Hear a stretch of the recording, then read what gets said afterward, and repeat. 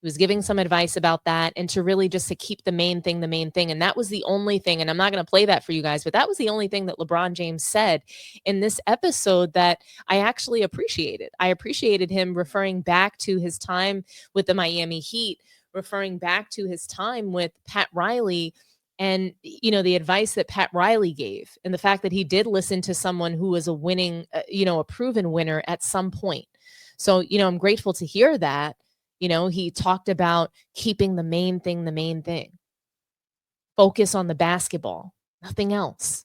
So I thought that that was really a great thing that he said, but I wish that it was actually true. I wish that LeBron James followed it. That's what I wish. But again, he talks about the bubble. Steve Nash asks him about it. So, he says, talk to me about the bubble. And LeBron James just talks about some of like the conditions of which that they played under. And I have 2 sound bites, and, one of them is really long, but I'll try to just kind of cut it off where I see fit. But he talks about the conditions of the bubble. And I want you guys to hear it because it's important surrounding some of the salient points that I'm going to make in this segment. Facts. That's a fact. Tell me a little bit about the bubble.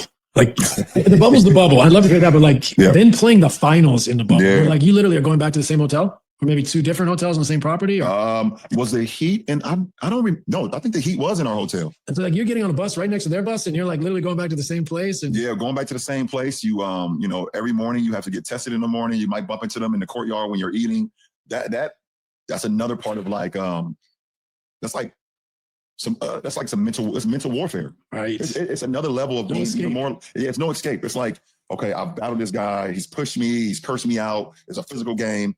And then when it's time for me to finally relax and go back and have a glass of wine, I'm bumping into this guy in the elevator. Right. And it's like, you got to ride up with him. I got to ride up 40 floors to get up to my room. It's another set of mental warfare. And it's like, who's going to be the one who's going to be the one that falls? Who's going to blink? And like, that was a very challenging, difficult thing because you just don't want to be around the competition until I get on the floor. Yeah, you want to save it for when it counts. You want to save it for when it counts. So that's exactly what it was. So different and challenging for sure. And you said your family came to that, the whole thing, or no, my family didn't come to the whole thing, but they, and during the bubble they had to be there at least a week to quarantine, and then they were able to. So they were there. You had to be there like a week before they could even see us. So they're in their rooms for a week just to be able to come to a game. Yeah, they couldn't come out of their room. Nope, and it was off campus too. It wasn't even in the property where we were. They stayed off campus, so they would have to be there for a week to 10 days in their rooms. They have to stay with their parties that was over there who also came down at the same time, and that was so you had to bring them in like 2 weeks beforehand before the games even started. Yes, and practicing in the finals. So like the media at the quarantine, were they there or was that all on Zoom? No, they were there. Media was there too. So they had the same on the court media day type stuff with the media in person. Yeah, with the media in person. Some of they only allowed a certain amount of media members in. Mm-hmm. So you would sit down like I'm sitting down right now, and there would be a camera set up for the people that was not invited to be there on Zoom, and then other beat writers, just like they let the local beat writers in person. Yep, the ones that was quarantined. Yep. And for practice, are you busting over to the court, or is there other courts in the building? No, they set up a court. They set up like 5 courts inside of the hotel where we stayed at. Ballrooms. Yep, they brought in the court and everything. So you would literally go down. You have your time slot. And it's funny because right after practice, you had to be off. You can literally be walking out of practice and walking right past the team that you're about to play. Even with 5 courts, so let's talk about you and the Heat. You guys had your own practice court for the finals, or were you? We had our own practice court. Cool. Yes, yeah. So once you lost, if you didn't advance, then you're gone. You can leave. You're going back home. So once it got to us versus the Heat, there were different rooms, different ballrooms. So they had their main floor court, and we had ours on the other side of the hotel. But like I said, you could still bump into a guy. If I came downstairs for dinner and I wanted to go to the courtyard where they had served food or whatever, or if I wanted to go to another restaurant that they had, I could literally bump into the guy and I'm about to compete for a championship with tomorrow night, which is. So how many? Yeah, are you kidding me? How many? Like that's like you said, that's mental warfare. Mental warfare. How many restaurants were in there? Like, were you sick of the food? You were there for 2 months or whatever. Like, how long? I was there for 96 days. 3 months. Yeah, I was. I would never forget that. Oh my goodness, I was there for 96 days, and there was one restaurant where it was outside that was called Three Bridges, but that didn't open until like after the first 6 weeks that we was there. So the only place that they allowed us to go to, something different.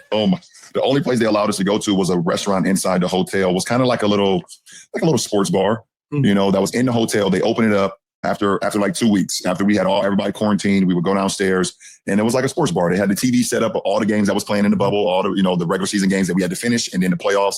And you would go down there and you could order a little food, and watch the game, just to get out of the room. just to get out of the room. And that's all we actually wanted, was to get out of the damn room.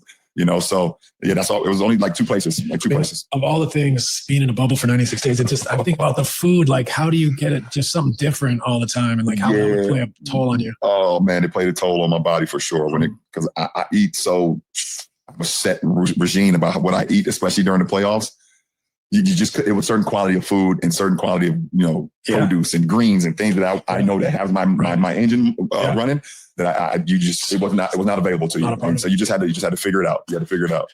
And what about that's crazy. 96 days, finals, looking for a ring, and it's the same garden salad. Right? So what about like shipping stuff in? Like, was there something that you remember I had to ship it in? I don't know. I'm not talking like contraband. I'm just talking like a books or video, like stuff. I took books with me. I took my video game with me. Yeah. But one thing I did ship in, I ordered a wine freezer. Okay. Yeah. Wine fridge. And I ordered a bunch of fucking wine. There you go. I promise you. Yes, I can't miss. I have a photo in my phone that I'll show you one day. Yeah. Of all, and after I drank the wine, I would just sit them and line them up on the floor of my room, side by side, keep the cork in a little container.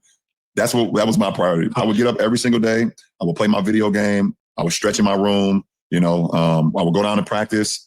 I would do a little reading in my meantime. I would call home, you know, because they wasn't there for, you know, family couldn't come for like the first 6 to 8 weeks. And then at night, I would open up a bottle of wine, man. Yes, that was it. It's like Castaway vibes. It was like Castaway vibes, yeah, man. And then it got to a point where they started allowing us to get out of the rooms. You were really, at one point, you were only really supposed to have like 1 or 2 guests in your room, like your teammates. Mm-hmm. We kind of broke the rule one time and we just squatted in everybody's room and like played cards. And one thing about it was definitely a crazy bonding experience because it was just us. Mm-hmm. You know, like even when you travel on the road during the finals or during the playoffs, you don't really go to each other's rooms too much. Everyone has their regiment, whatever the case may be. But in the bubble, you had no choice. It was literally just us. It was you and your teammates. And the coaching staff was there. It was like, bro, can I pull up, bro. Like, come have a glass of wine with me. Again, we gotta do something. Yeah, like we gotta do something. Like, I don't know, my kids are not here, my wife is not here. Like, bro, like just, I'm about to pull up to your room. What you doing? Nothing. Same thing I did yesterday. Same thing. So it was a mental.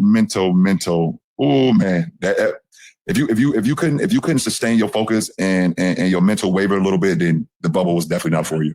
It was not for you. Well, it's a king's flex to have a wine cellar in the bubble. So kudos to you. Kudos to you for that. I needed it. I'd have been right there with you. Yeah, for sure.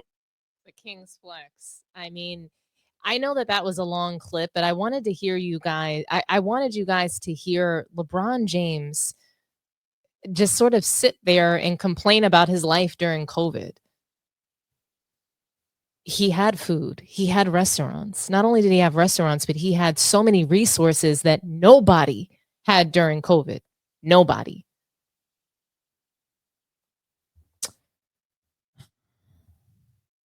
I thought it was absolutely disgusting. Okay? I thought it was absolutely disgusting how LeBron James complained about not having the exact produce that he normally eats. That was your biggest problem during the bubble? That's what made it the hardest title to win. Something that really stood out to me while LeBron was, complaining about all of his amenities and things like that, something that really stood out to me was him kind of talking about the competition.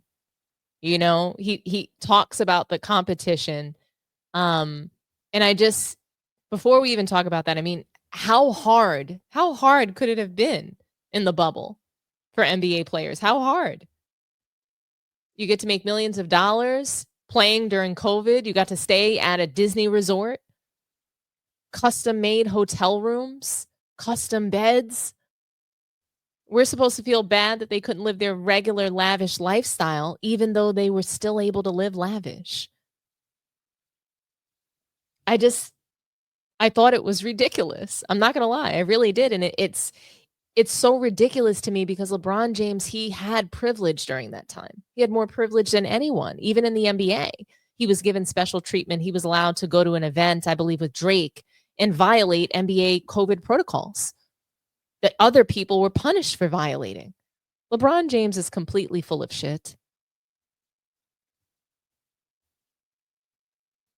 Absolutely ridiculous. But when he brings up the competition and how that was a whole nother level of psychological warfare because you might pass them in a parking lot on your way to get your breakfast or to get your COVID test. You might run into somebody when you're getting your COVID test. It was so psychologically taxing for him.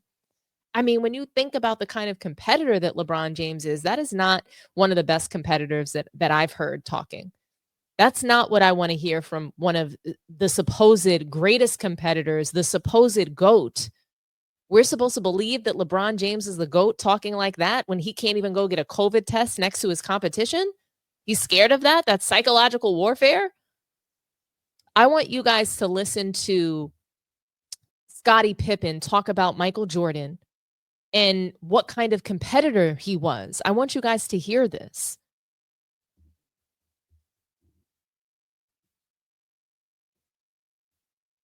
I will say Michael, he was built different, competitive 24/7, willing to compete at any level and at anything. When you look at these players in today's era, being LeBron, there's really no comparison. When you talk about the level of competitiveness, Michael bunched up all of his competitiveness and sort of exposed it out to the world. Within 12 to 14 years, we saw his whole resume, his competitiveness, his drive, his will to win, what he's want to do. If someone like LeBron has to spread that out for 20 plus years, it's not the same drive. It's not the same fight. It's not the same hunger. And so when people try to make those comparisons of those two players, it's like talking to someone in the front seat and the back seat. They ain't even in the same lane. I couldn't agree more. They're not in the same lane. They're nowhere near. Right? I mean, the competitiveness. And by the way, I just want you to know Scottie Pippen said that during his interview with what's his name? Patrick Bet-David. He talked to him and it was a scathing interview. I mean, Scottie Pippen hates Michael Jordan now. And that's what he had to say still, that it's really no comparison between Michael Jordan and LeBron James. And I know that Scottie Pippen has been all over the place with his criticism of Michael Jordan because he's so angry with him. But when it comes down to it, when he searches himself, when he's asked the question man to man, face to face, he's got to tell the truth. And he did. And, you know, he's not going to compromise himself that way just to dig at Michael Jordan. And trust me, he's taken a couple digs, right? He wrote that book. In this interview, he talked about how he had no relationship with Michael Jordan. They never really did. But he wasn't going to sit there and lie for LeBron James. He just wasn't. And it's probably because LeBron James is not giving him his flowers. And that doesn't sit well with him either. So the bottom line is that Scottie Pippen views it as no comparison. And it's just based upon the kinds of competitors that they were. I'm not mad at it. But LeBron James continues on Mind the Game to discuss how somehow the Mickey ring, the bubble title, was the hardest. That was the hardest, most difficult title that he's ever had to play in and win. So I want you guys to hear what he has to say about the bubble ring and how impressive he believes that it is based upon certain factors. Some people say it's like the purest form of basketball, being in the bubble, like this experiment in a way. And then others are like, oh, it's not real. At the end of the day, like you're human beings competing. It doesn't matter if you're competing on the moon or in the bubble. I agree with a lot of people say when it's the purest form of hoops, like it was strictly basketball. Like it is no, you know, we're all like, you know, have the ability to do whatever we want in life. You know, we've made a bunch of money. We have all the access, you know, that's gone in the bubble. You can't just, you know, oh, I'm about to go to a restaurant or I'm about to do this or I have this. You can't do none of that. Like everything in the bubble was strictly about basketball. And obviously we was there, you know, talking about a lot of the off the court things that was going on, you know, social injustice and police brutality and stuff, all that, rightfully so. But when the basketball portion was the focus, you know, that's all it was. Like of all my championships I've won, that level of focus Like how long can you maintain your focus in order to get the job done? Because you have all the reasons if you want to get out of focus because you're so accustomed to a certain lifestyle that you like the hell with this. Like, I don't want to do this. Like, why am I here? Like, I don't want to be a part of this. Like, this is not what, I can't get a certain meal. I can't do this. I can't see my family. I can't lock in on like, you can very easily get out of why you're there. Guys, again, it's just so crazy to me that, LeBron James says these things. And, out of this soundbite, a couple things stood out to me, but I would say, the first thing that really stood out to me when LeBron James talks about the bubble was how he says it was about pure basketball. It's the purest form of basketball. Besides the social justice stuff, as if that was nothing. It wasn't just about basketball in 2020. People didn't even watch. It was about all these other issues, and the NBA made it about all these issues. The main thing definitely wasn't the main thing. Let's just say that. Social justice was huge. It was a huge issue in the NBA during that time that caused some of the best players to sit out and not play.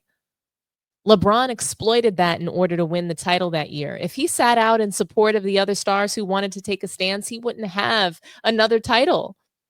If they were that good enough to win, right? So they won that year. They won in the bubble, and it was such a hard title to win. It was the hardest ever. But if their team was that good enough, right? If their team was actually that good enough, why didn't they repeat? Why didn't they even make it past the first round in the next season? How? How is that possible? They would have repeated the following year since the next season was so much easier. The next season was so much easier to compete in, right? That's what LeBron James says. So why didn't they just win? Or at least, like I said, be more than a first round knockout. That's my problem with that. I mean, LeBron also talks about the level of focus needed to win, as if you shouldn't be focused all throughout the year, just the NBA finals. But you need focus in every finals to win. What is he talking about? You need focus every finals. The lifestyle, you couldn't just do what celebrities get to go out and do. You're complaining about restaurants. LeBron James is completely full of it, guys. If he would have said that the 3-1 comeback was the hardest to win, I wouldn't be criticizing him, but LeBron James is absolutely full of it.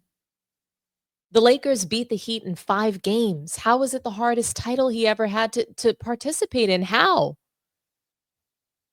The purest form of basketball. That comment makes me the most mad. You want to know why it makes me mad? Because there were no fans present for any of these games. No fans. No matter where you're playing, whether you play in the street, you could be playing in the big park on Lenox Avenue, you could be playing in Dyckman or in the NBA. No matter where you play, there's going to be fans. There's going to be an audience. Somebody's going to be watching on the sidelines, I promise you that, or in the stands, wherever.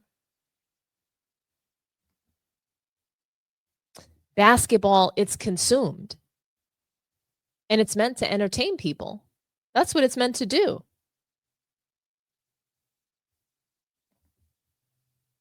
How could it possibly be pure without the fans? How?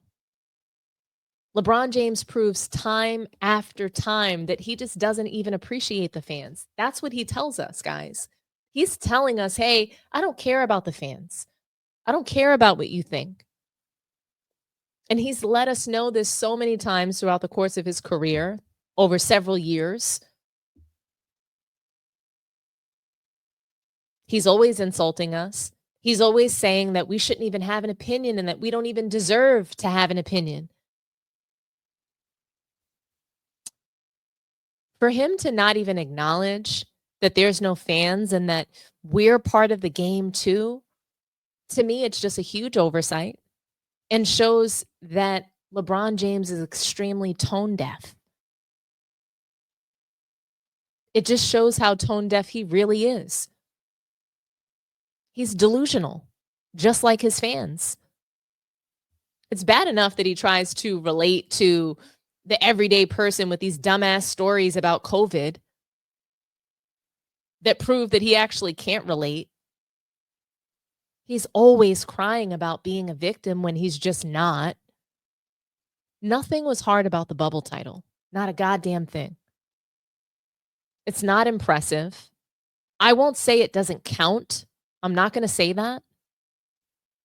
But most people don't count the bubble ring. I don't blame them personally. It's just not that impressive. No one even watched. More people watched Michael Jordan and The Last Dance than they did LeBron James in the finals in 2020. And that's just facts. Nobody cared about LeBron in the finals.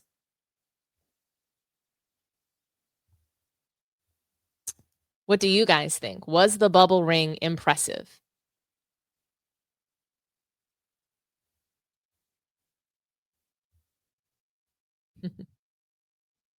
You have an asterisk.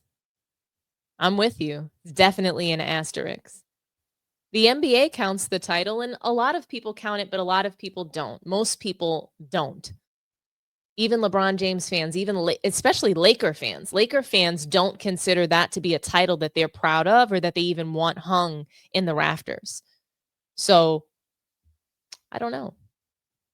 Yeah, technically it counts. It's just not revered. And the question is the bubble ring impressive? That's the question. But LeBron James manufacturing his legacy is nothing really new, right? It's not a new thing. It's not something that we are surprised that he does. I mean, he's done it for himself. He's now doing it for his family. Bronny James is in the NBA. He's playing for a storied franchise like the Lakers. He gets to have that as part of his legacy. It's manufactured. We all know that he shouldn't be there. He doesn't belong in the NBA, let alone on the Lakers. And, the next topic we get into Rob Parker going completely scorched earth about this.